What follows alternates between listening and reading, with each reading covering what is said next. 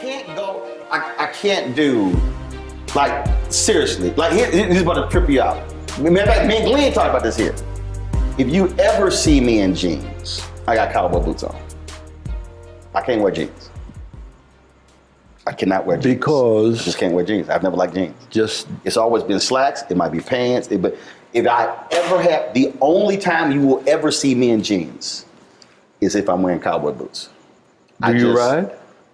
Yeah, I haven't ridden in a while, but that's just, yeah. So I wear, I got about 20 You're pair of cowboy appropriately boots. dressed. Yeah, but I don't know what it is. Even when I was in high school, I didn't necessarily like jeans. I got like 2 pair.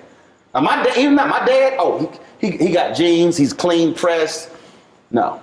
Drive my wife crazy because we'll go somewhere and we're like, oh, it's casual. I'm getting dressed. She's like, what you doing? She's like, it's casual. I'm like, hell, this is casual. Like, what you talking about? Like, she'll throw some jeans on, her tennis shoes, or some shoes like that, whatever. I can't do that. Can't do it. Cannot do it. I couldn't even wear some shoes like that with some slacks. It would have to be loafers. It would have to be, I can't. You're a very interesting man. Well, but it was a trip because my dad would do this here. We would be sitting in the living room watching TV or something. All of a sudden, he'd be going to the bathroom and he's showering and he'd shaving and everything. And we like, where he going? And he'd get dressed up. He'll put on some slacks. He'll put on some shoes, shirt, put his watch on, cologne, leave, come back. Hell, he went grocery shopping. Oh. Whoa. The idea, no, he wasn't putting no sweats on going. So I saw that. And so we were just, so growing up, yeah, I wore more slacks to school. We don't dress code, but it's just, I'm absolutely comfortable in a suit, slacks, dress shoes. Church would be over on Sunday. We would be cooking in it. We'd be lounging around. My mom like, y'all gonna change clothes? No, we fine. Me and my brother. It's nothing. Yeah. Okay. That's what I'm saying. So the idea of, because see, the thing for me that's about, I love watching old photos of black folks from the 20s, 30s, 40s, who, in the case of, especially the cats in Chicago, who came from down south, they would wear them overalls all weekend, but come Friday night, Saturday night, church on Sunday, they clean. And I love looking at these old photos or videos and black folks dressed to the nines. Not the casual. So it's just something about that. Our sense of style. But you know that was the whole deal. That was the whole deal with Shaft. Yeah, that's Gordon Parks. That's Gordon Parks to the bone. I mean, he is singularly the most elegant man I had the pleasure of knowing. I never got a chance to meet him. Sorry? I never got a chance to meet him. Oh. But everything, I've seen the documentaries and the books, it was all. He wrote a song that, what's his name? The minister who died, Don't Misunderstand. Mm-hmm. Gordon wrote that song. And it's the epitome, encapsulation of the Shaft character. Mm-hmm. But it's all Gordon. Don't misunderstand, you are no concern of mine. But in case you're free sometime and need some time, with me sometime, I can hold your hand. I can't think of his name. O.C. Smith. He sang the song, that was the Shaft 2. Mm-hmm. And I listened to that song, wait a minute. This is Gordon Parks. And the thing about, again, everything I've read, the documentaries, I mean, it was the style, it was the attitude, and the fact that he believed I could do whatever I want to. So, you know, the sonnets and the operas and the movies and the plays, and he's an artist, he's a photographer, he's a magazine editor, making movies. I mean, we talk about Renaissance man. Yeah, yeah. That was it. That was it. Back then, they didn't have traffic control. And that shot, when I come out of the subway,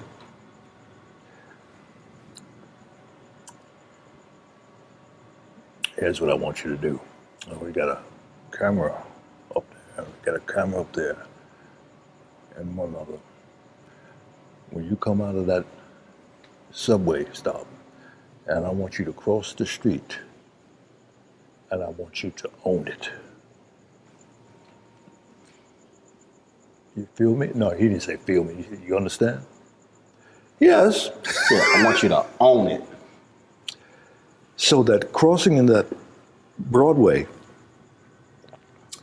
that was improvisation when that taxi cab driver honked his horn. It was all in the moment. And I'm so proud of that because he gave me the license. Probably singularly, one of the best directors I've ever worked with. And I've worked with a lot. Mm-hmm. This woman who was directed me in Cherish the Day, sister, came very close. Young girl, young woman. She was magical. And she hasn't been in the business that long. Mm. But you remember the special ones. Mm-hmm. And you never forget the a-holes. Had a few of those as well. See, what I love about, first of all, everybody, people talk about black exploitation, and we'll get to that in a second. But what I think Shaft represented, and you playing Shaft, it represented exactly what he said. Own it, meaning bring all of your authentic black manhood and don't apologize for it. Yeah. And I'm not casting any aspersions on even Sidney Poitier's movies or anybody else.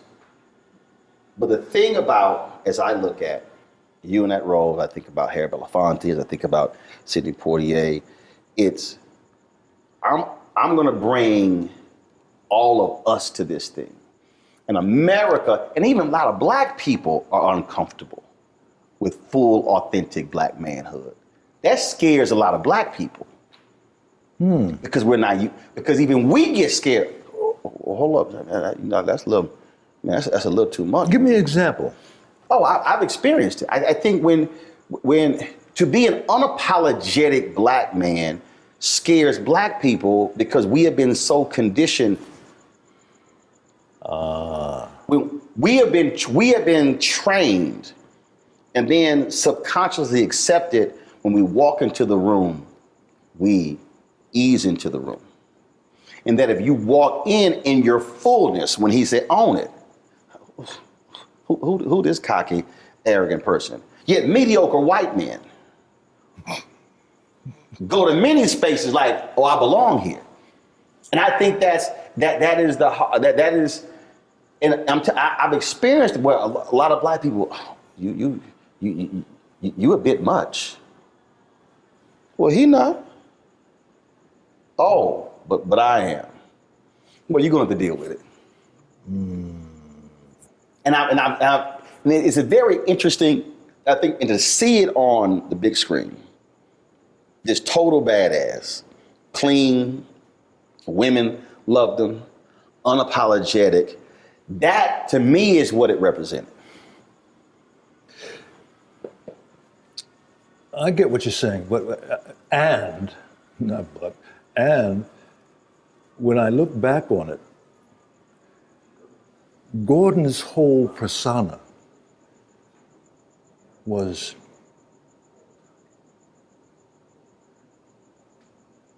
a total at ease with who he was. Yes.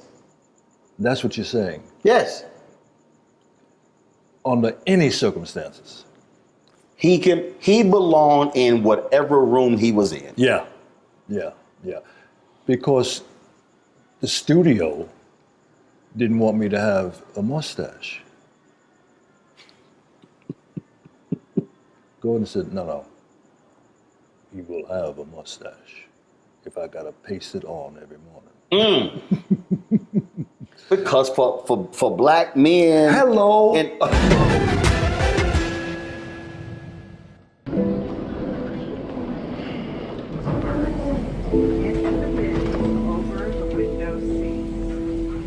are the only bins that will accommodate larger rollerboards.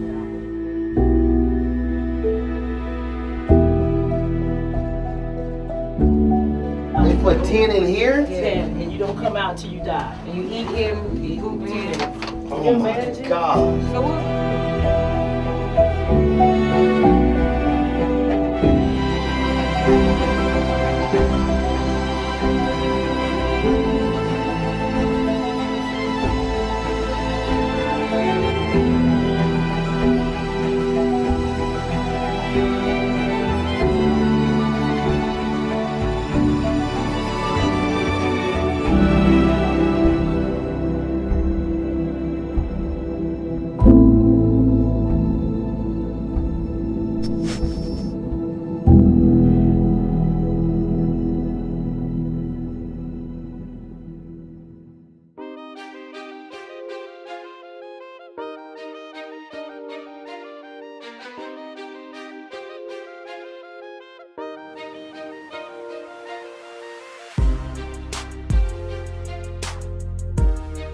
My brother's an alpha.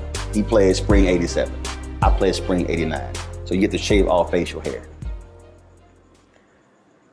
I did not come home after I pledged until a mustache grew back. Whoa. Because I can't. Okay, I'm gonna tell you the story off camera. I gotta tell you the story off camera. All right. My dad will get real mad if I tell this story on camera. Okay. But let's just say my dad made it real clear to me and my brother. You better keep a damn mustache. Remind me to tell you the story. You gonna holler. But I've had that conversation with other brothers who I went to college with. And when they went to corporate America, they shaved their beards, shaved their mustaches. And again, it was conforming to a standard that's not who we are. So for him to say, no, he gonna have a mustache. That was another signal you are going to accept the fullness of this black man. Absolutely. Now, you said he gave you the license. Was that you? Because even that has defined you. People, oh yeah, that's the bad man. That's the badass right there. Did you have that attitude before, or were you sort of, hey? No. You want me to shave it? I'll shave it. You want me to keep it? I'll keep it. All right, back up. It was only a couple of years ago that I realized that the character Gordon placed on me was Gordon Parks. You know, he's got that bushy. Yes.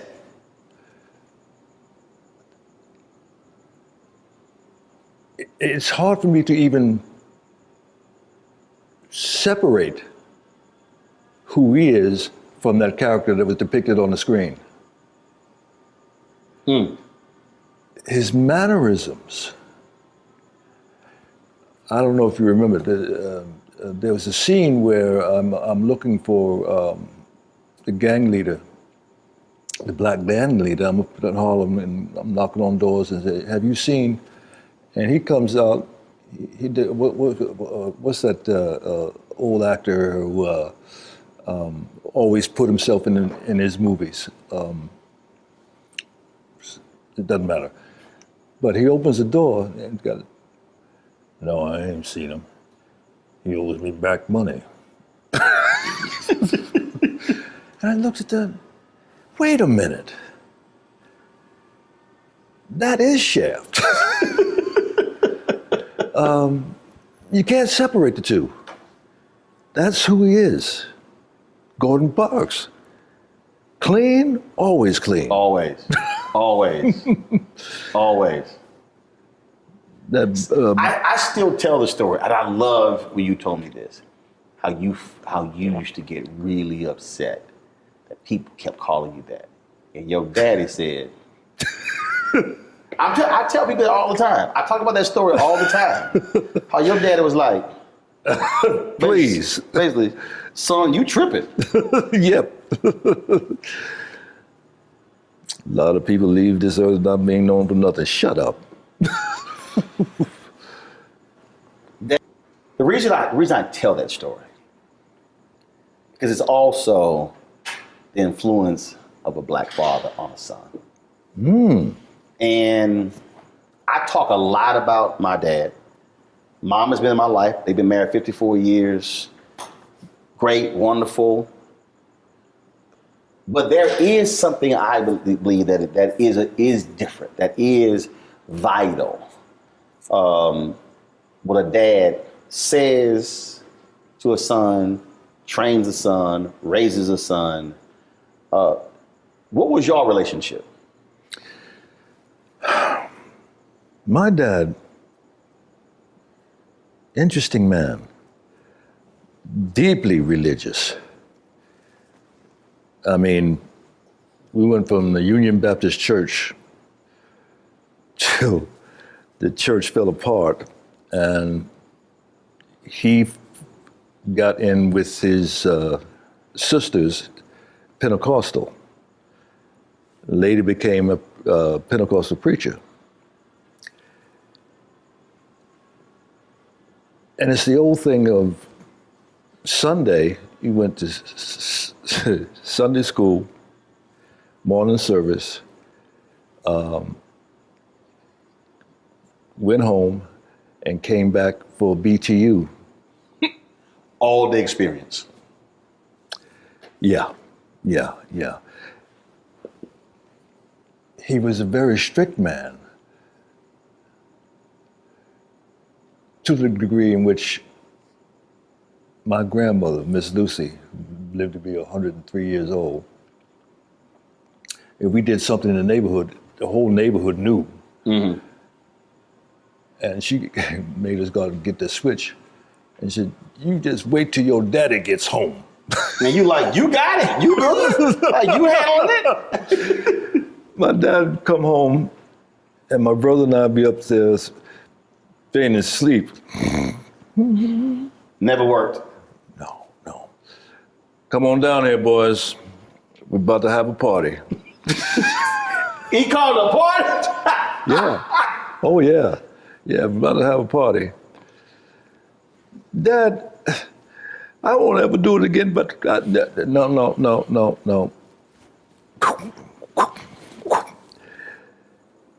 And I look at these kids today, my own kids. Right. Y'all don't know what you're missing. I told my nieces that. I said, y'all couldn't live in the household I grew up in. I said, y'all could not have survived. I said, you would be losing out of your mind. Because they had pushed me a little too far. And when I snapped, I said, y'all have no idea how close I am slapping the shit out of you. My dad, when he got upset, he couldn't talk. The Watkins man came to the door one day knock once and open the door and start.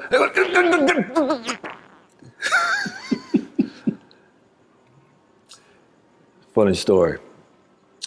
Alternate summers, we would go to my dad's home in Thomasville, Georgia, and North Carolina, my mom's home. Dad wanted us to experience going to Florida. Thomasville is only about 20 miles from Tallahassee. So my cousin, my brother, my sister, my mom and dad, we get in the car, we go to Thomasville, to Tallahassee. And we pull up at this general store. And this white kid is riding a bike on the wooden planks in front of the store. And Terry gets out of the car and walks up to the kid, said, "Can I ride your bike?" And the kid look at him like, he didn't say anything. "Now come on, just have a ride." Terry takes the bike and is just about to get on it. And my dad come flying out the door, grabbed up Terry, put him in the car. I don't know how fast we got back to Thomasville. But you just don't understand. We are not in New Rochelle. We are in the South.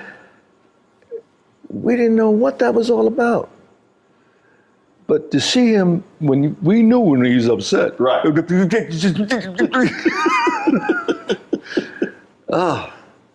That Watkins man, he never did that again. Weekly, he would come by. Right. You remember Watkins products? Uh-uh. I got a few weeks on you, that's why.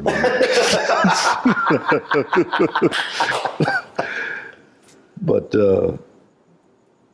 that was part of the neighborhood. The Watermelon Man, the Good Humor Man, the Watkins Man. Weekly would come by trying to sell hair products and Vaselines and everything. I had a pretty good growing up. How did you decide to say, all right, I'm gonna become an ebony model? No, I didn't get a vote on that. No, I was doing the Ebony Fashion Fair. Right. And Eunice Johnson, Mrs. Johnson, said, would you do an ad for us? And I was doing a little modeling in Manhattan prior to this, very little. And I said, sure. I don't think I ever got paid for that. The Duke product. We were on salary, weekly salary with the Ebony Fashion Fair, 79. We're gonna use you everywhere. How much was it? No, it was 79 cities in 90 days. Right. I don't remember what we were paid weekly, but I was sending that back because I was then married, had 2 children. People don't realize how huge that tour was. Oh, It was a significant fundraiser for many black organizations. absolutely, absolutely. And after the film came out, I'd go doing promos from city to city. Say, oh boy, I know you did Shaft, but I remember you from the Ebony Fashion Fair. Because it was a huge deal. big time. Look, obviously people today don't understand because you see everything on television, but the reality is when Ebony Fashion Fair, when that tour came to that city, especially mid-sized, small cities, it was the event of the year. Yeah. And then bringing these fashions from these African designers, the African Americans, these European designers from Paris, couture. It was a huge event. Yeah. And folk came dressed up. Yes. It was an event. I remember when we hit New York, at the Hilton Hotel. I mean, as far as you could see, dressed to the nines. Oh, it was awesome. It was awesome. I loved it. Pull up a chair, take your seat. The Black Tape with me, Dr. Greg Carr, here on the Black Star Network. Every week, we'll take a deeper dive into the world we're living in. Join the conversation only on the Black Star Network.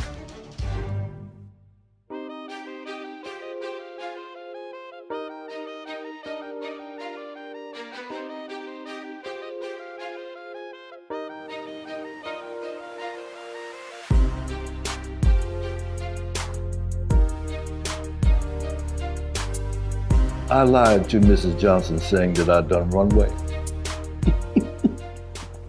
We had dress rehearsal, more or less, in Gary, Indiana. Mm-hmm. And I'm watching the girls go out and they go midway and turn around and go to the end, turn around and come back. I said, I can do that. Like they're still walking. But I can't do it like they do it. Right. To this day, I don't know what I did, but when I came out, went down to the end of the ramp, the place went crazy. Oh, I like this. That was a monumental moment for me. Mm-hmm. And it wasn't until I got out in California at the end of the tour, Cosby threw a party for the Ebony Fashion Fair models. And during the course of the evening, we got to talking. And he says, so what are you going to do now? Well, I'm going to become an actor. Do yourself a favor. Go back to New York and learn your craft. That's when he was doing I Spy. Mm-hmm. And again, he's on I Spy. He must know something what he's talking about. Just a little bit. A little bit. And I did that. And I went back and joined the NEC. And that was an eye-opener. Negro Ensemble. Yeah.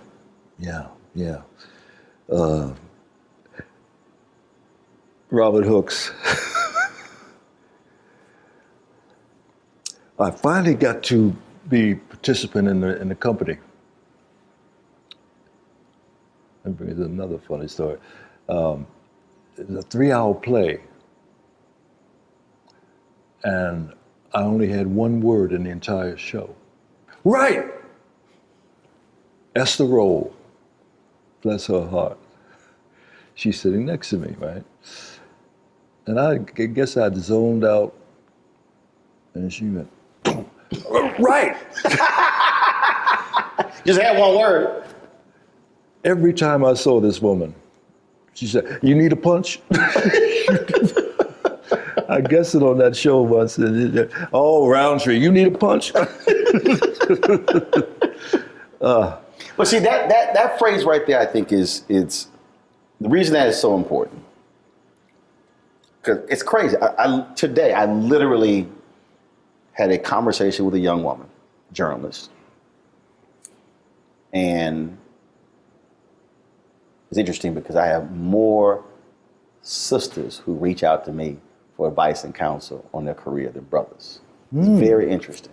The sisters are like, yo, they will soak up the knowledge. Very few brothers call.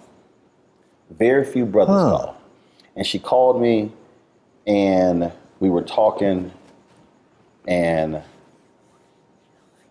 I said, lost the last job, the last 2 jobs.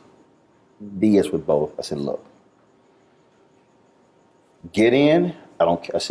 I don't care about other people. I don't care about their own drama. I said, focus on your skill set. Focus on your weaknesses. I said, identify all your weaknesses. Focus on that. I said, don't focus on your strengths. I said, because I said, your whole goal is to take away if anyone's doubting what you can do, remove all your weaknesses. So minimize them as best that you can. And it's amazing how many people don't focus on the craft. It's not who sees you in airports. It's not who sees you. Because then they always go, man, I want to do what you do. But do you want to do what I did? Yeah. And that's the craft. That's literally watching the video and playing it back. What was your hand position? What were your facial expressions? What did you look like? Were you going to sleep? Were you bored? How were you sitting? How are you asking questions? Studying the craft. And it's amazing how many people in numerous fields don't really think about that. Seems to me that most people want to jump. Oh. You know, it isn't about the path. It's about the highway. Because the path that's actually what you grab onto when you go into a headwind.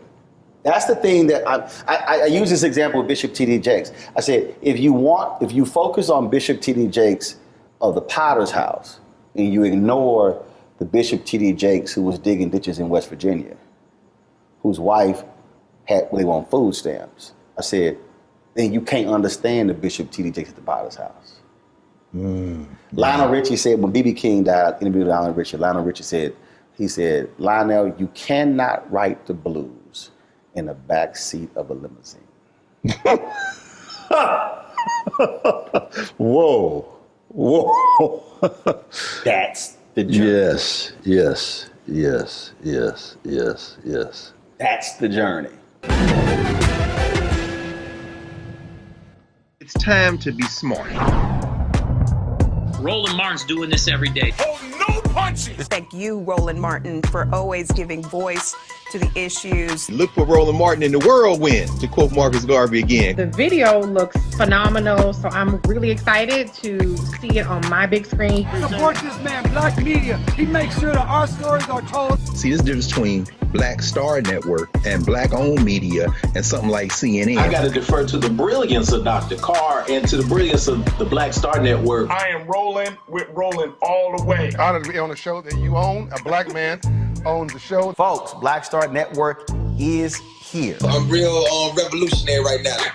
Roland was amazing on that. Stay black. I love y'all. I can't commend you enough about this platform that you've created for us to be able to share who we are, what we're doing in the world, and the impact that we're having. Let's be smart. Bring your eyeballs home. You can't be Black-owned media and be scared. You dig?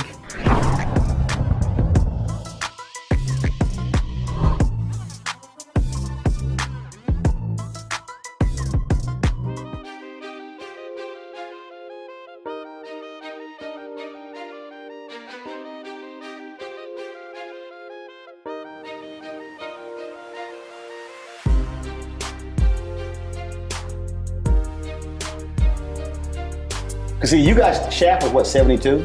71. 71. So you had been acting for how long before that?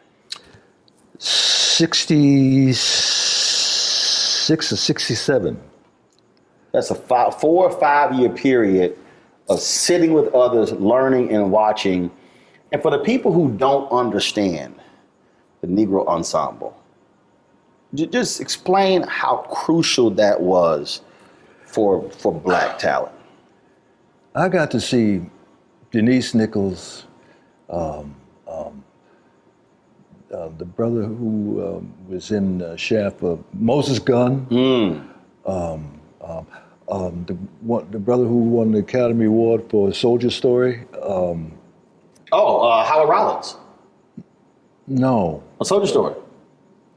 No. You mean Officer and Gentleman? Not Luke Gossett. No. A Soldier Story. He won it for Soldier Story. He was the sergeant. Oh, he was nominated. Raspy voice. Yeah, I know. You made me feel better. No, the raspy voice.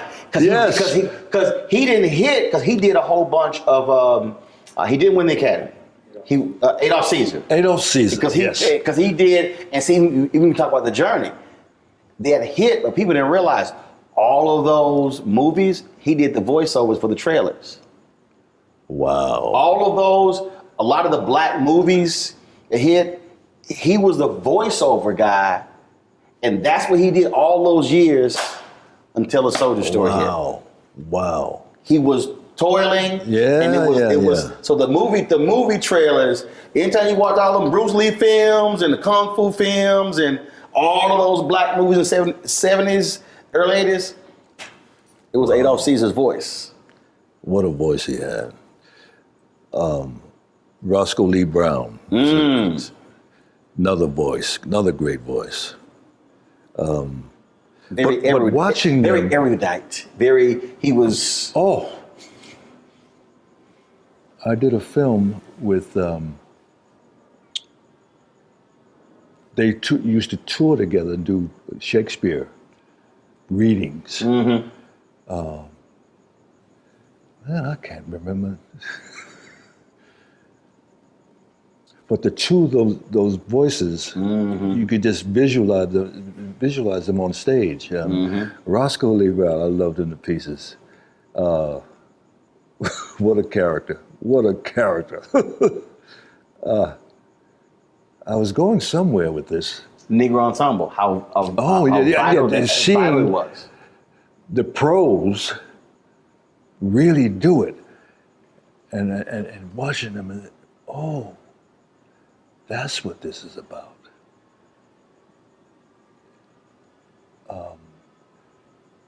And I finally got into one of the performances, as I said, but I was trying to do modeling at the same time. So doing breaks, I would go do go-sees, what they call go-sees, go to different photographers and show them your portfolio, yada, yada, yada. And I'm sneaking back in one night. Robert Hooks called me, hey, Roundtree, you got to make a decision. Either you want to be an actor or a model, but you can't do both. That's when I started driving a cab in New York. Did that for 2 years. Driving a cab to allow you to be able to make some money, family, to pursue this acting thing. Absolutely.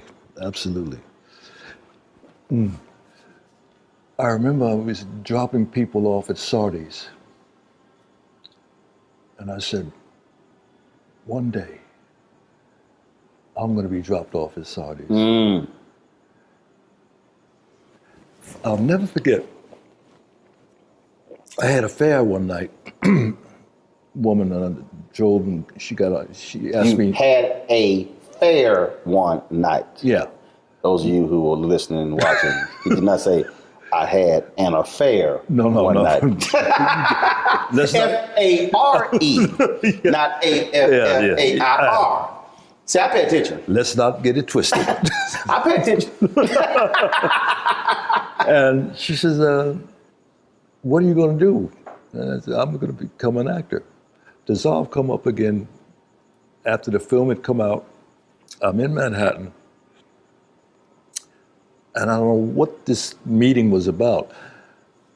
But she says to me, Richard, you won't remember this, but I was in your cab one night and you told me that you were going to become an actor. She was in marketing for some BBD, Right. Wow, really? And it came true. And that night at Sardi's, this was after Gordon told me that you got the role. I was in the telephone booth on 63rd and 3rd Avenue, across the street from Bloomingdale's. And that's back when you had to call in to see if you got messages. Right. Message was, call Mr. Gordon Parks. So I'll get in the phone booth. I drop my coins in and dial a number. And Gordon picks up the phone. Yes. Mr. Parks, this is Richard Roundtree. Oh, yeah, yes. Well, it looks like you got the role. I didn't know whether I'll go blind. First of all, look like, did I get it or not? Really? Okay, well, wait. You can't tell anyone because it's the end of the year to get lost in the press. We're going to announce it after the first of the year. Can I tell my parents? Oh, of course. Hung up the phone, and I'm walking around town, and my fellow actors and models are saying, hey, you know what? Tree, I think I might have gotten that role. You hear this 2 or 3 different times. Right. You're like, did he come? Well, wait a minute. Was I dreaming that? Or then Gordon calls me up. I call Gordon, and he says, we're having the press announcing you are the Shaft. You are Shaft. At Sardi's. Wow. Wow. I get in the limo, and when I pull up at Sardi's, oh, Lord. What we used to call, I'm shitting in high cotton. Yes, in high cotton, yes. I get out, and all the press is there, and the actors, and I walk in, and Gordon announces, yes, this is Richard Roundtree, and he's going to play the character Shaft. Oh, magic. I got to share this with you. Miss Lucy, my grandmother,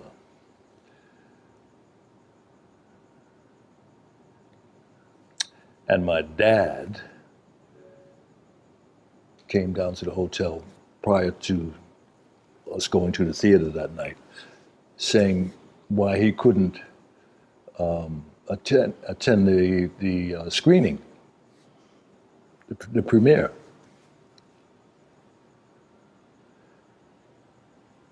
Okay. My grandmother, my mother, and my sister,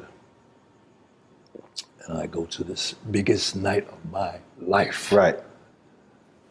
Big lights, paparazzi, the whole 9. And we go into the theater. And the lion starts roaring. Film starts. And the first fight scene, my grandmother stood up.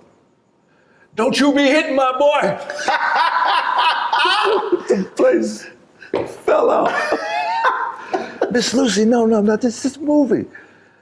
Well, You sitting here like, no, I know my grandmother. she's 100% serious. Yeah. She was into it. She was in church. So Dad didn't go? No. Why? Because he's a very religious man. He never drank, never smoked, never cussed, and didn't go to the movies. Wow. Did he ever see the movie? Whoa. I don't think so. I did a film with Tim Reed and Daphne, Once Upon a Time When We Were Colored. Yes, amazing film. Once Upon a Time We Were Colored. Yeah. Roger Ebert said it should have been nominated for the Academy Award. Oh. Well, no, I remember. Oh. I have the DVD. That movie, I told T.D. Jakes about that. No, he was in the audience when I acknowledged the fact that one of the great moments in my life. Let me back up. My dad was out here visiting me one summer, and I sat him down and said, Dad, I want you to see something. And he sat there. And I'm sitting here. And when the film ended, well done. Ooh, I still get chills. Roland, that was a moment. First time he ever said anything about what I was doing. I've been all over the world. People. But that moment, oh! Johnny Roundtree said, well done.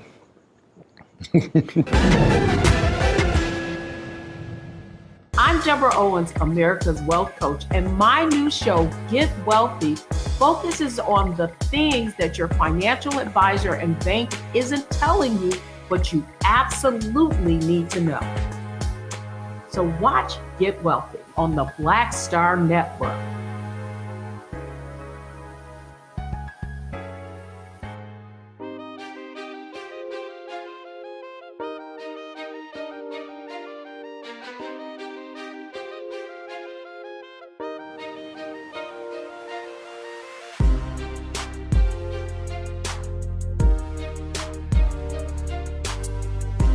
There's something special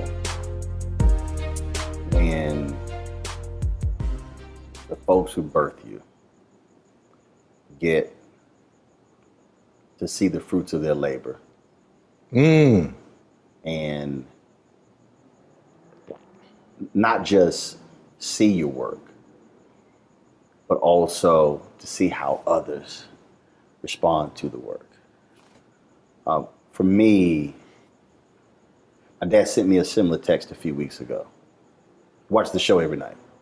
It's a news show. Yeah, he watches every night, of course. If he misses the show, he gets caught up on the replay. He watched every show. He'll call me, tell me, don't put that person back on, she's stupid. I don't know what the hell this dude was talking about. Way to kick his ass, son, way to kick his ass. He do cuss. He don't cuss a lot. I cuss way more than him. But one of the joys for me is to get to bring them into my world and to actually meet people, see people, to experience all of that. Because, and I don't have biological children, you have children, even with the nieces I've raised. It's all that you invested, all those weapons, all those lessons, all those things, to see it actually pay off. Yeah.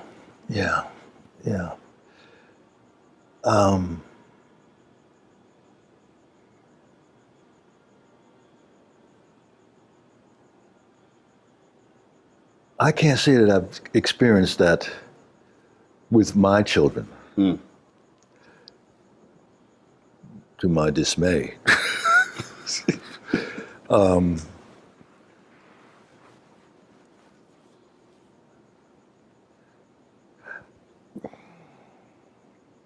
I remember being asked a question.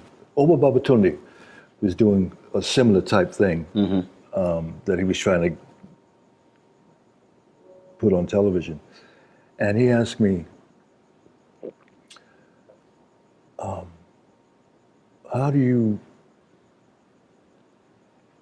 feel about what you do affects your children? And I was stumped. The only one, my oldest daughter, who is going for her doctorate degree in race and ethnic studies? Yes. And she is so excited about it, and I'm excited for her. She was interviewed for a documentary that I did a couple of years ago now. I didn't know how much attention she paid. And she just, well, my dad, oh, yeah, okay. And she's the only one of 5. I don't know if I should say that. That calls me up just to call me up and doesn't ask for anything.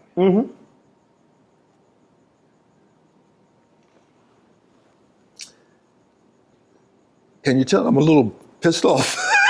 Just a little bit. No, but look, it is a. See, for me, and many others have said that. Talk about that relationship, that experience. So we live 8 blocks from my maternal grandparents. So I was with my grandmother, grandfather every day, almost first 15 years of my life till my grandfather passed. So the Catholic church we grew up in was founded in their living room. Nearly all our family went there.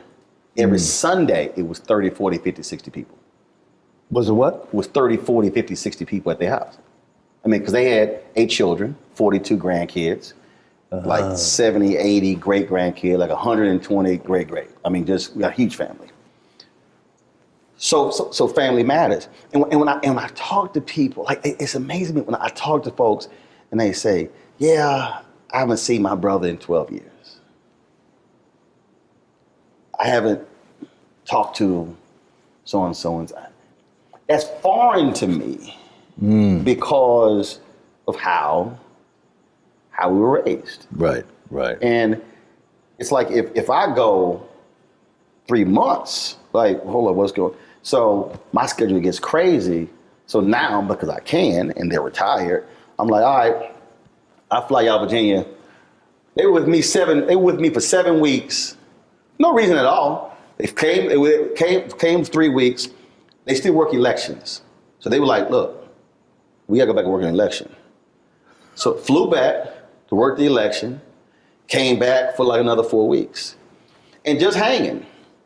No in particular, just at the house, chilling. Dad would cook every day. Mom, she was doing her stuff. And he just going places, watching TV, just being around, hanging around. And just, and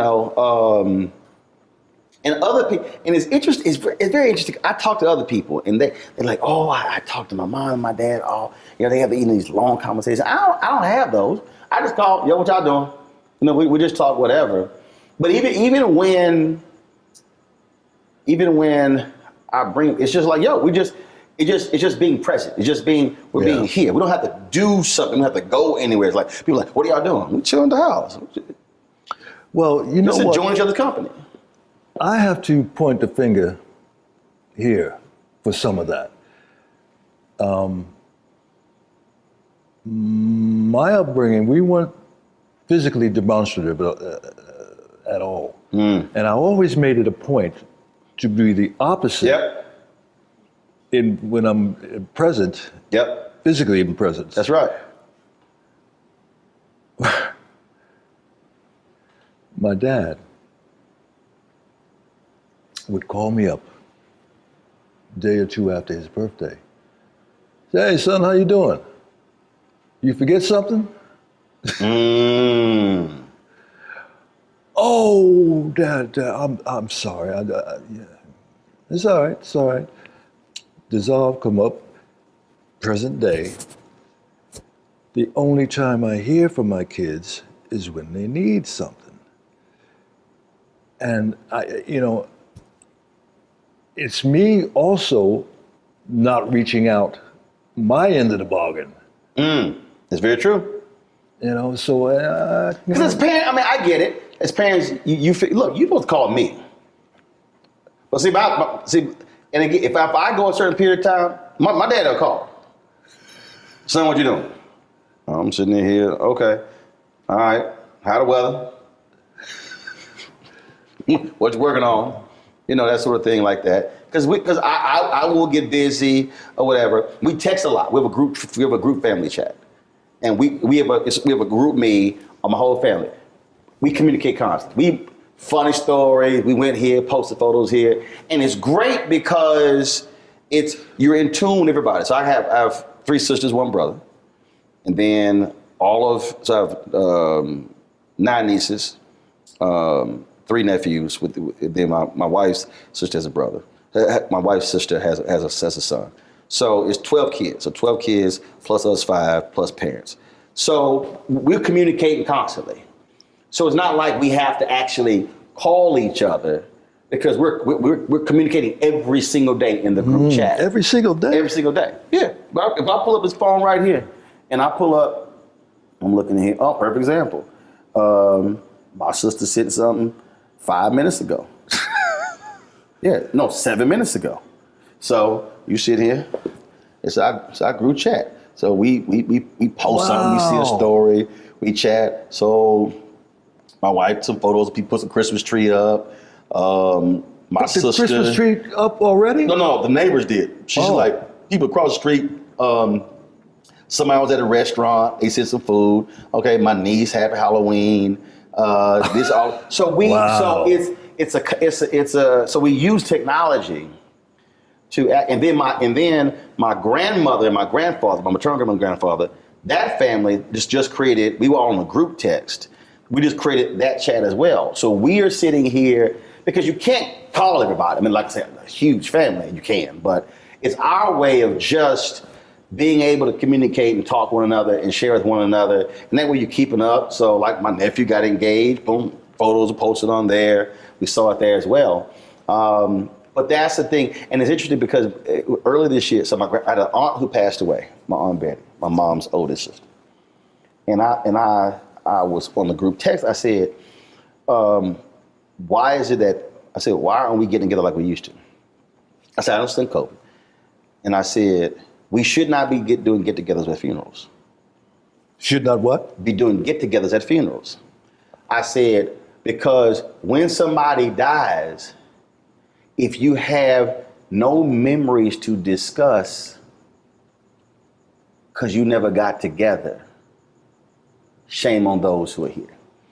And they were like, well, there's an annual event they have at the Catholic Church we grew up in where they celebrate the founders. I said, that's March. Why? I said, can y'all tell me why we gonna wait 9 months? I said, why are we waiting 9 months to get together? And as I'm saying this, my aunt, the second oldest sister, she dies within 6 weeks. So we go back for the funeral. And so I just told y'all, because at the end, one of my cousins, she died at 50. So we've lost 2 aunts and a cousin in the span of, in the span of like 4 months.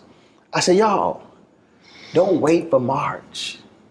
So we're doing a Thanksgiving. I said, y'all, we literally grew up seeing each other every weekend. I have no memory of spending the night at a non-family member's house.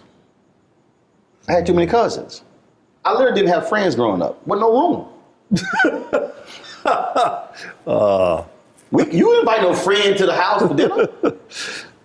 It's 42 cousins. Ain't no room. So, and so I said, y'all, why are we waiting? And I think what COVID has done, I think COVID has taught a lot of people why doing get-togethers are important. Why just, I haven't done it in a while, but when I used to come out to LA, I would do these dinner parties.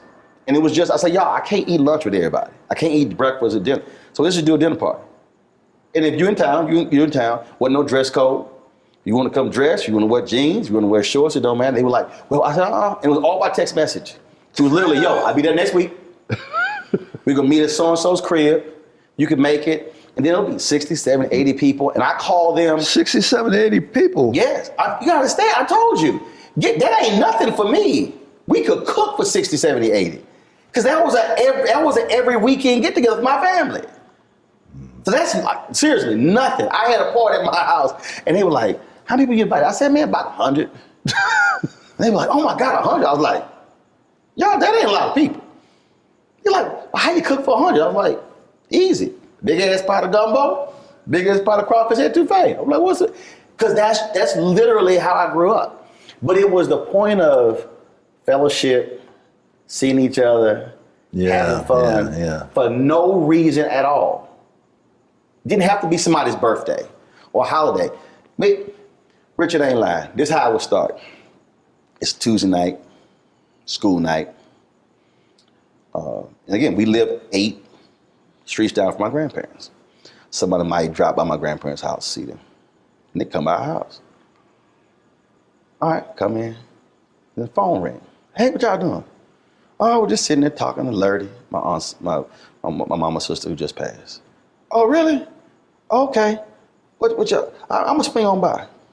All right, so they come on by. Then all of a sudden, they might call somebody. Yeah, I'm about to swing by Uncle Reginald and Aunt Imelda's house. Oh, really? What y'all do? Oh. Well, Wow. next thing you know, 8 people, 12 people, it's 15 people. Then, well, hell, we hungry. So, mama go cook something. Dad might be behind the bar playing music. We got school the next day. Man, this thing done turned into a family get-together. It's 20, 25 people on a Tuesday night. And we sitting here laughing, they drinking, eating, we do all this sort of stuff. Folks might break some cards out, whatever. And it turned to an impromptu, whatever, no reason get-together. Those are the memories that we have when we reflect later in life. Oh, remember that night? Or came by, or we had them all the time. They were, when I say it was a huge part of my entire upbringing, that was constant. The only time we had people at the house was on Sunday. Between services, the preacher, Reverend Hooper. Woo! Reverend Hooper. Did he get to sit at the head of the table? No. That was Daddy. Yeah. Yeah. And the bad part about it, with either my dad or Reverend Hooper would say blessing. And we looking at the food. And you like, I should have eaten a snack before this prayer. Yes. Oh, that went on. And we'd have my cousins there because my dad was pretty much the father to my 3 cousins. Mm-hmm. They call him Dad, as a matter of fact. That was the only time I could point to that even smacks at what you're talking about. It was, so for us every Sunday, it's my grandparents' house. It was so many of us, man, we would, summertime, my grandfather used to coach his sons and all the boys in the neighborhood to play baseball. So we had family softball games.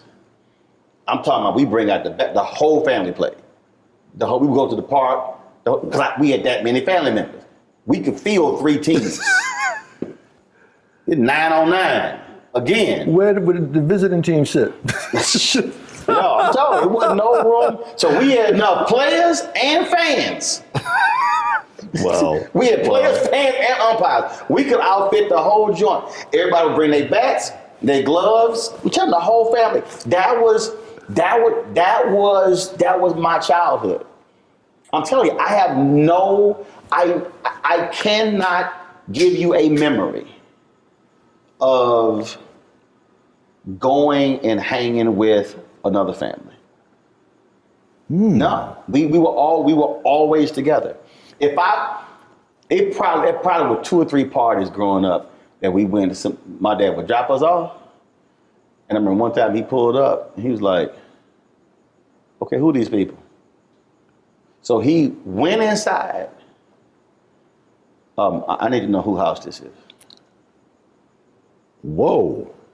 Who y'all gonna be here? Cause his whole deal, he saw folk outside and they were drinking, he was like,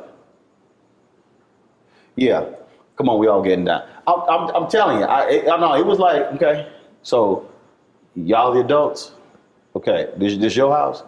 Y'all gonna be here the whole time? Okay, I just wanna make sure that they're gonna be adults here who are, and me and my brother like, oh, no, wow. Seriously, bro. He's like, okay, I'll be back at 11:30. Bro, wow. Give me that look. Oh, that was probably I had a couple things. I mean, you know, you grow up, you know, I'm just gonna leave him alone. Cause him crazy. Like just gonna, you know, some people want to try their daddy. Mm-hmm. Nah, we weren't gonna go there. We gonna go there. Hi, I'm Dr. Jackie Hood Martin, and I have a question for you. Ever feel as if your life is teetering and the weight and pressure of the world is consistently on your shoulders? Well, let me tell you, living a balanced life isn't easy. Join me each Tuesday on Black Star Network for A Balanced Life with Dr. Jackie. We'll laugh together, cry together, pull ourselves together, and cheer each other on. So join me for new shows each Tuesday on Black Star Network, A Balanced Life with Dr. Jackie.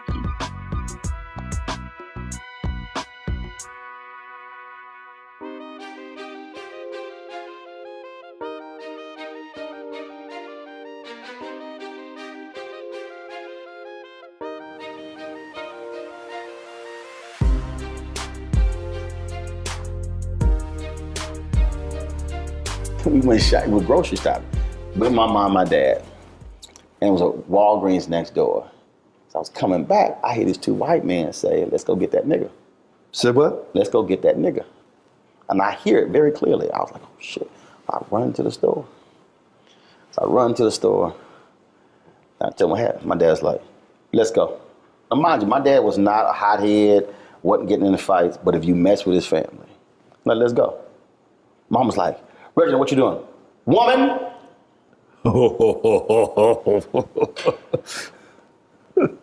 We ain't having this conversation. Look at me. Let's go. I'm looking at him like, where the hell we going? Like, I'm not trying. We walk out the grocery store. It was a Kroger. Hanging right, going to the Walgreens, going up the aisle. That them? No, they ain't them. Next, is that them? No, that's them. Walk straight up. Excuse me. Tell them what you just told me. I'm like, and then I tell a story.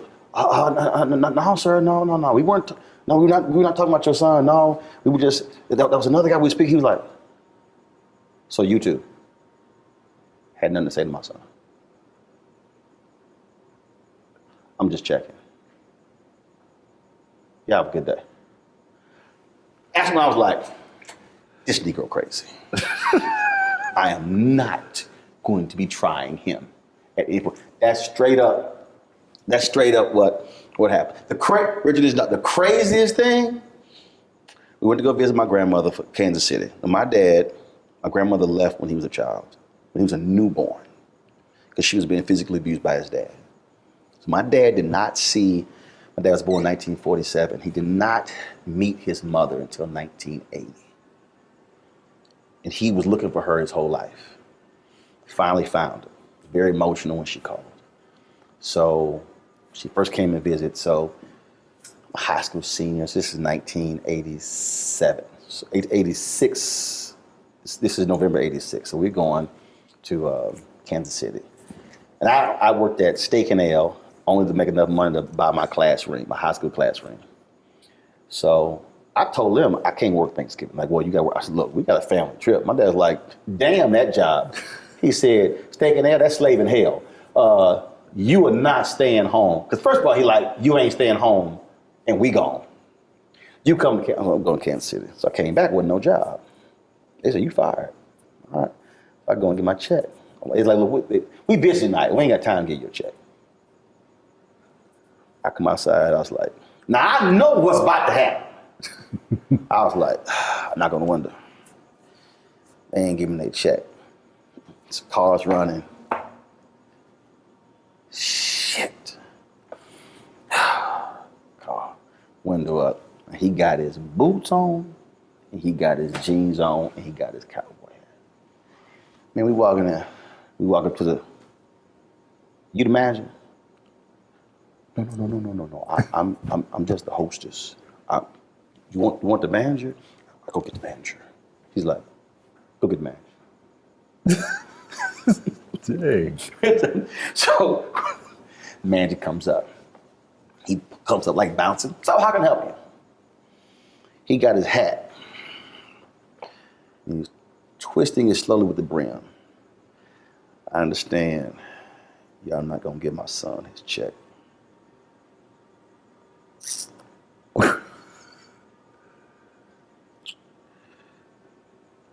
I'm here for his check. And he stops and he's holding it. And this is how he's looking at him. Guy's like, I'll be right back. So he runs into the office, gets the check. He comes out, sir, here you go. He goes, hand it to him. He wouldn't take it. Made him hand it to me. I was like, thank you. Walked out. He's a bad man. He's a bad man. I'm gonna give you one more, Rich. I'm telling you. I had a flashback. Go to Popeyes. The manager, this dude, was rude as hell to my mama. Rude. My mama came home and talked like that. And then we could have bought stock in Popeyes, the amount of money we spent at that Popeyes. My dad was like, he did what?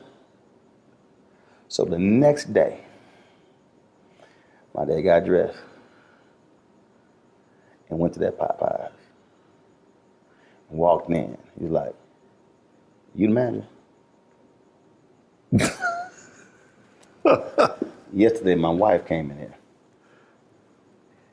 and bought some food, sat down, and ate that 3-piece in an hour. Staring at homeboy the whole time. I told you he crazy. Whoa. I said, I'm gonna leave that Negro alone. I'm gonna leave that one alone. He's a bad man. Yeah. Yeah. That's what I grew up. Just the look in your eyes when you, damn. Woo. How you think I felt like, yeah, we ain't messing with him. We could joke with my mama. We be playing and stuff. We be having fun joking with my mama. We could play with my dad for about 15 minutes. He like, all right, we through playing. Well, shit, all right, guess we gonna go ahead and play with mama. Yes, sir. We done with him. Yes, bro. sir. That was, dude, it is, that's why I'm saying it is something different, which is why for me, raising my nieces, that's so important. That figure, that male figure, what they represent, what they give to you, what they invest in you, is so important. Yeah. It's so important. That's what I'm missing. I'm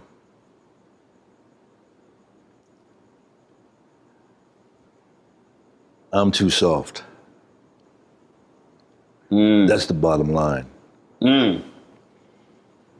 If they didn't, if that happened to I'm gonna get a call, and it ain't gonna go well. You can't call. You said your dad 2 days afterwards. Nah. Birthday's at 12:01. If my ass does not call between 12:01 a.m. and 11:59 p.m., there will not be waiting 24, 48 hours. You gonna hear. Matter of fact, I'm here the week before. You coming home? Wow. Oh yeah. Because his mother left when he was newborn. Dad was murdered when he was 9 by his second wife. So family is huge for my dad. And so then with my mother, all the family being all around, family is huge for us. It's huge. It's huge. And nothing gets in the way. And that all emanates from him. Both of them. But really for him, because of what he didn't have. Yeah. I totally get that. And so, so for my mom, I mean, absolutely, her brothers, her sisters, and then because we didn't spend a lot of time around my dad's brothers and sisters. Nearly our entire life was all around my mom's brothers and sisters. My grandmother had a catering business. I was 7 years old. I was 7. We were catering weddings, all this stuff. So we spent so much time around them. It's crazy. It was but it's just but just the value of what that means. The power of family. And it's never too late.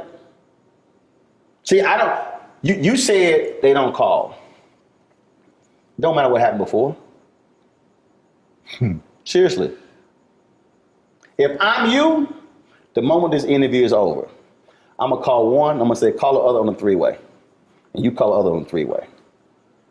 I don't give any excuses. We'll force it to happen. No, we getting together. Oh, I ain't got no money. You ain't got to pay. But you getting together with family. Because time is finite. They got kids? Yeah, I've got 2 grands from my younger of the first marriage. How often you see them? I haven't seen my grandkids. Well, one came out here last year before the pandemic. Right. And I haven't seen my youngest daughter, and she lives in Venice. Oh, hell no. You got an address? No. See? I'll be at the house. I would.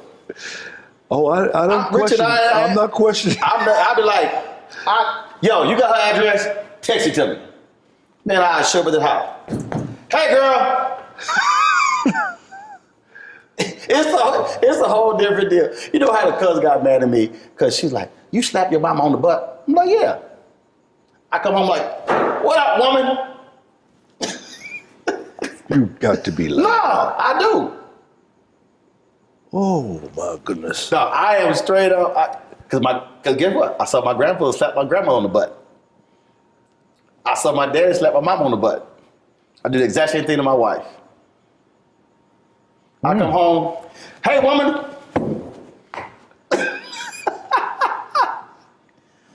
Roland, you crazy. Of course I am. Everybody in my family know I'm. It's all love. If I didn't do that, she probably think I'm sick. She's like, boy, you crazy. I'll give her a noogie. I haven't heard that word yet. I do. So my mom's short. I'm like, come here, woman. Oh, yeah. You come to my family gather, you can be like, I see this whole family. Because we absolutely enjoy being around each other. Yeah. Even when people act stupid. Even when people act stupid, we do that. It's such a difference. There's 2 sides of my family. My mother's side, crazy. My dad's side, they're all preachers. Right. Very religious. But I enjoyed being around my mother's family. I mean, because y'all had fun. Johnny B. He claimed, I don't know if it's true or not, that he played guitar with Basie back in the day. They're all World War II veterans. My Uncle Elmo,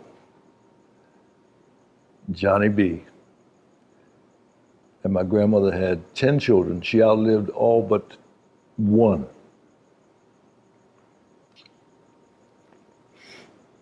Johnny B. loved the juice. And he was over to dinner at our house one night with his girlfriend. And they both kind of in the bag. And my brother, mischievous as he was, he loosened the cap on the salt. And she took the salt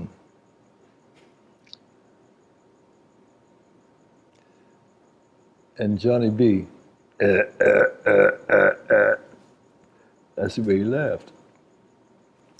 Oh, I forgot to add that she was a big woman. Tree, you know why I love her? Because there's so much of her.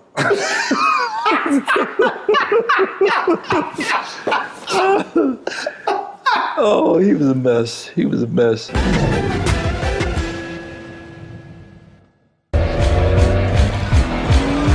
all impacted by the culture, whether we know it or not. Politics, music, and entertainment is a huge part of our lives, and we're going to talk about it every day, right here on The Culture, with me, Faraji Muhammad, only on the Black Star Network.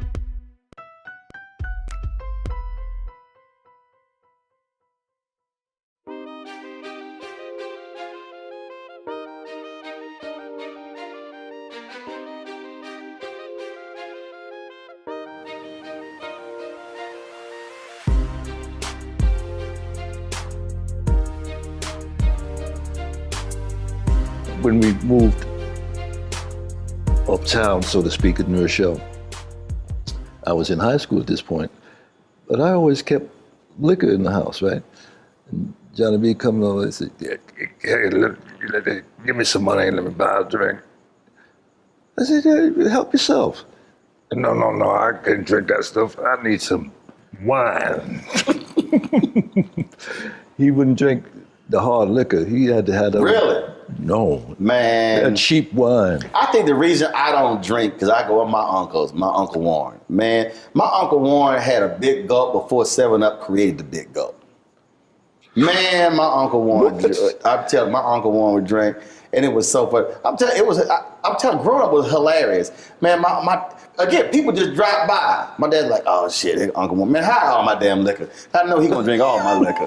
He go, "Oh, Doc, I had some cousins. My mom baked cakes. She had a cake business. Cousin dropped by, my dad like, "Oh hell no, hide them damn cakes, because damn well they been trying to pack all our shit up." I'm telling you, we love family, but it was something. Hell no, don't come in here with your own Tupperware thinking you gonna cut all this food off. We invited you to eat, not everybody who at your house.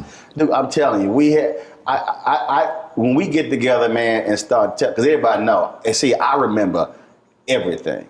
Oh, we tell all stories. You just because you see, look at you.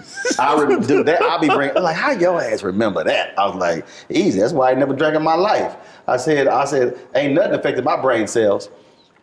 You don't drink at all? Never have. Really? Never have. There's a picture of me in my first communion where we had to take the communion and drink the wine, and I turned this way, and the look at my face was like, this is some bullshit. The photo, if you see that photo, you be like, yeah, you were pissed. I hate it. Yeah, I've never drank in my life. Never. So they use actual wine? Yeah. Yeah, I was ticked. I've never desired. My dad tried to give me some non-alcoholic beer. I said no. I was like, nah. And him and my brother, they sit there, get the glasses, they drink. I'm like, y'all, look, people give me so much liquor. Man, my dad loves to visit. He come in, he like, "Oh, you got the good stuff." And I got like bottles of champagne. I got, he and my mama love visiting. They be drinking champagne every day. Because people give me so much. I don't know why people give me alcohol. I'm like, give me some Pro V1s. Okay, I play golf. I can't do a damn thing with this alcohol. Oh, my dad, my brother love people handing me alcohol. Because it goes right to them. I don't do nothing with it. I don't do nothing with it. See, I can sit and talk to you, Richard, all day. I'm talking about this crap. I got to ask you this question here. We had the grape juice. I mean, not grape juice. Yeah, grape juice. Right. No, the dead wine. Dead wine. No. Catholics believe in alcohol. When they say Jesus drank from the cup, pass me the wine. I was an altar boy. I had to fill up the shallot. There was wine in there. They would keep it in the refrigerator in the priest's house. We had to go get it out of the refrigerator, put it in the cup. Yeah, that was real wine. Yeah, no grape juice. No, it didn't exist. Didn't exist. I'm gonna ask you two questions. Who would you really love to do something with today, a project? Somebody you haven't worked with, who would you love to do something with?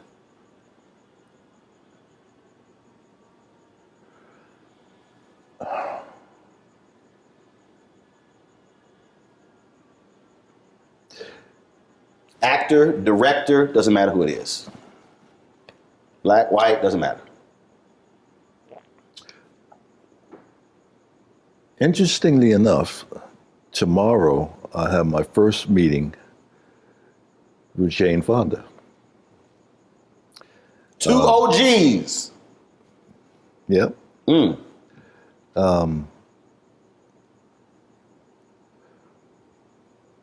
But looking back,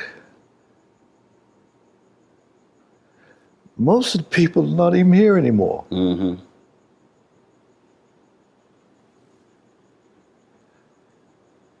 I would love, Denise Nichols, I would love to do something with.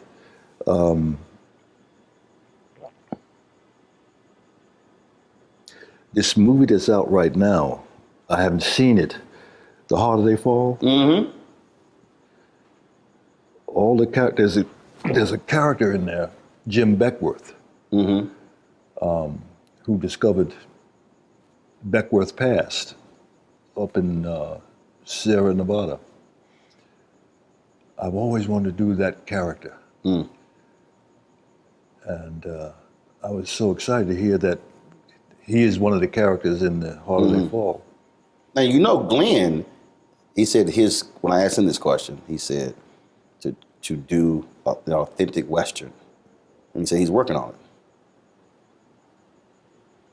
it. Give your boy a shout. Give your boy a shout. Yeah. Yeah. He's working. He is one of my heroes. I mean, there's nothing he can't do.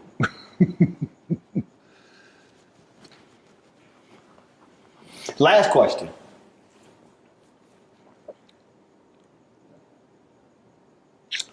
A 100 years from now. 100 years from now. Young person. It's coming across YouTube. They're streaming something. They might see you in Shaft. They might see you on Rock. They might see you Lincoln Heights. They might see you in anything. And if that kid says, who is this Richard Roundtree guy? And they could Google it. But that's really somebody else saying something. What do you want that kid, because they will come across your work 100 years from now. What do you want that person to know who Richard Roundtree was?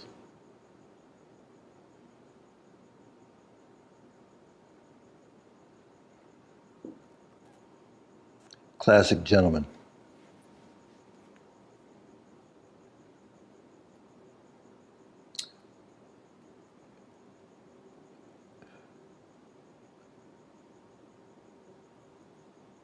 The people that I most admire have those two attributes: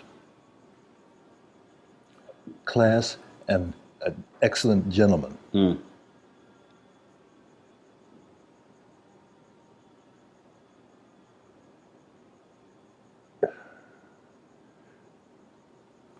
Gordon, Sidney P. There's a innate classiness that you immediately hone in on. Mm-hmm. I'd be proud of that if I had a piece of that. Absolutely. Well, I've been wanting to do this for a long time. We've talked about it. I'm glad that we got I a love chance. sneaking up on you when you. Do you remember that? Yes. I remember that. It was a red carpet. I remember the Icon Man when we had a conversation about, and I had to give y'all this actually happened. I had to give you some advice. Remember, there was a woman you were interested in, but you were a wee bit. You said she was intimidating, and I said, Richard, is she all that? You were like, yes. I said, go for that. Oh, I remember. That was in Atlanta. It was Icon Man here in LA. Remember that dinner? They had us all at the different tables, and they grouped us, and then they said, okay, now it's conversation time. Oh. And then we were talking about, and I was like, hold up, you Shap. I said, he was like, you like, nah, but no, this is strong, sister. It was a really interesting conversation. And so we were going, I was like, Richard, go for that, Richard. Paula Kemp. I don't know. I ain't never met her, but I was like, go for it. Yeah. Yeah. There are times when you feel very confident, and there are times that you're squirmish. And that was one of those times. I don't know about that. No, I can envision you being squirmish. No, because I'm gonna tell you why. There were things, when you talked about doing the opposite of when you see something. There were opportunities that were presented to my parents growing up that for whatever reason, they were afraid to go after. And I said, that will not happen to me. I literally said, that will not happen. And I was like, what are you doing? There were people who wanted my dad to run for city council in Houston. My dad was like, my parents didn't go to college. We ain't like we had money. Parents never made more than $50,000 combined.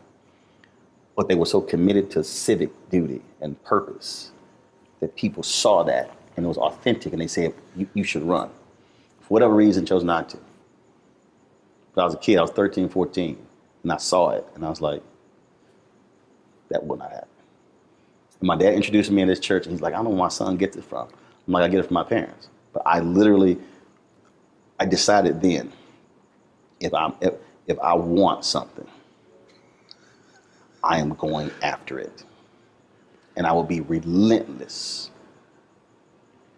I'll be fair, I'll be decent, I'll be respectable, but I will be relentless in getting it.